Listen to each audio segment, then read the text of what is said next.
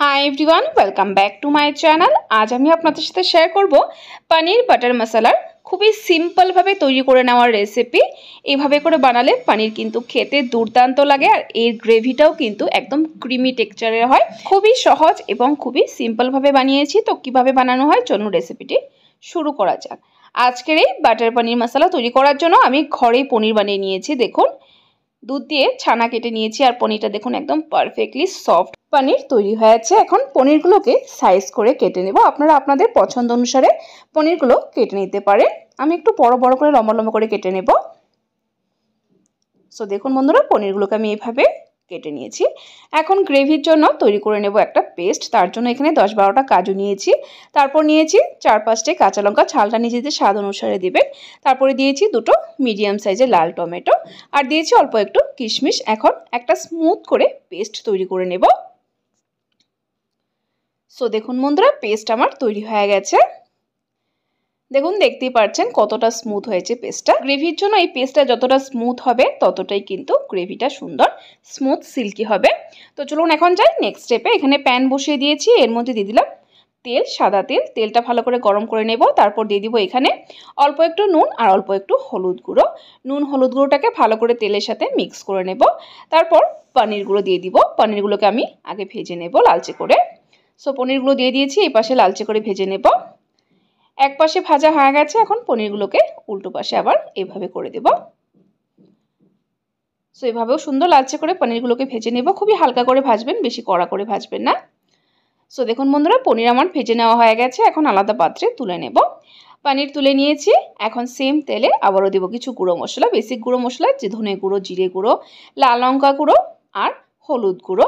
গুঁড়ো মশলাটাকে দিয়ে ভালো করে তেলের সাথে মিক্স করে নেব আর গ্যাসের ফ্লেমটা একদম লোতে করে দেবো এই সময়, নইলে কিন্তু মশলাটা পুড়ে যেতে পারে। মশলাটাকে 10 থেকে 15 সেকেন্ড সময় নিয়ে ভেজে লো ফ্লেমে তারপর দিয়ে দিব সেই পেস্ট করে রাখা মশলাটা। মিক্সিং জারটা ধুয়ে আর একটু জল অ্যাড করে দিলাম। এখন মশলার সাথে এই পেস্টটাকে খুব ভালো করে মিক্স করে নেব আর এই মশলাটাকে খুবই লো ফ্লেমে কুক করব, কারণ যেহেতু এখানে কাজু বাটা আছে, কাজু বাটাটা কিন্তু লেগে যাওয়ার সম্ভাবনা থাকে। তাই অনবরত নেড়ে চেড়ে গ্যাসের ফ্লেমটা লোতে করে ভালো করে কষিয়ে নিব মশলাটা। এই সময় এর মধ্যে অল্প একটু নুন অ্যাড করে দিলাম আর অল্প একটু অ্যাড করে দিলাম গরম মশলা গুঁড়ো। সো দেখুন বন্ধুরা মশলাটা কিন্তু খুব ভালো করে কষানো হয়ে গেছে, তেল বেরিয়ে এসে গেছে। এখন গ্রেভির জন্য এর মধ্যে পরিমাণ মতো জল দিয়ে দিব। অবশ্যই গরম জল অ্যাড করবেন। আমি জল দিয়ে দিলাম। জল দিয়ে ভালো করে নেড়ে চেড়ে মিক্স করে নেব আর গ্রেভিটাকে ফুটিয়ে নিব। যেহেতু গরম জল দিয়েছি সাথে সাথে কিন্তু বয়েল এসে যাবে আর সাথে সাথে ঘনও হয়ে যাবে গ্রেভিটা। সো দেখুন বন্ধুরা প্রায় 2 মিনিট সময় নিয়ে ভালো করে ফুটিয়ে নিয়েছি। গ্রেভিটা কিন্তু একদম পারফেক্ট আছে আর বেশি সময় কুক করব না। এখন এর মধ্যে অ্যাড করে দেব ভেজে রাখা পনিরগুলো। সো পনির অ্যাড করে দিয়েছি। এখন ভালো করে গ্রেভির সাথে মিক্স করে নেব। গ্রেভির সাথে পনিরগুলোকে আরও 1 মিনিট সময় নিয়ে ফুটিয়ে নেব, যাতে করে পনিরগুলো সুন্দর সফট হয়ে যায়। কারণ পনিরগুলো ভাজা হয়েছে, হালকা কিন্তু হার্ড হয়ে আছে, তাই গ্রেভির সাথে অল্প সময় কুক করে নিলে সফট হয়ে যাবে। এখন পনিরের এই রেসিপিতে আমি ক্রিম অ্যাড করব। এখানে ঘরে ক্রিমটা তৈরি করে নেব। দুধের যে শর্ট থাকে উপরে সেগুলোকে তুলে রেখে দিয়েছিলাম। এখন মিক্সিং জারে একটু ঘুরিয়ে নেব। দেখুন আমার ফ্রেশ ক্রিম তৈরি হয়ে গেছে ঘরেই। আপনারা চাইলে বাইরের ক্রিমও ইউজ করতে পারেন। সো বন্ধুরা পনিরের রেসিপি আমার তৈরি হয়ে গেছে। এখন এর মধ্যে অ্যাড করে দিব উপর দিয়ে সেই ফ্রেশ ক্রিমটা। দেখুন কি সুন্দর ক্রিমটা তৈরি হয়েছে। এখন এর মধ্যে একটা মশলা অ্যাড করব। এখানে আমি সানরাইজের পনির বাটার মশলাটা অ্যাড করব।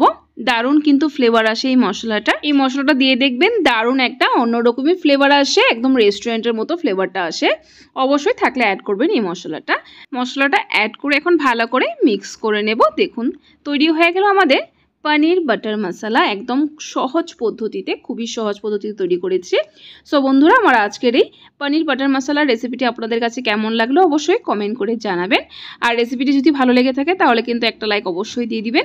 আরও এরকম নিত্য নতুন নিরামিষ রেসিপির আপডেট পাওয়ার জন্য আমার চ্যানেলটাকে সাবস্ক্রাইব করে দিবেন। সাবস্ক্রাইব করে পাশে থাকা বেল আইকনটা ক্লিক করে অল করে দিবেন, তাহলে আমার চ্যানেলে যখনই কোনো নতুন রেসিপি আসবে নোটিফিকেশন আপনাদের কাছে পৌঁছে যাবে। ভিডিওটি সম্পূর্ণ দেখার জন্য অসংখ্য ধন্যবাদ। ভালো থাকবেন, সুস্থ থাকবেন।